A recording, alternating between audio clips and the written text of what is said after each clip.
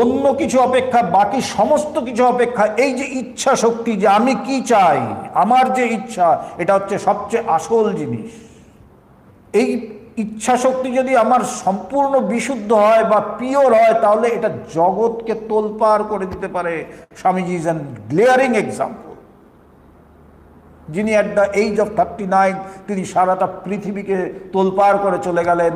আমরা আচার্য শঙ্করের কথা জানি, 32 বছর বয়স মাত্র, 32তে he created a history in itself, and there are lot more.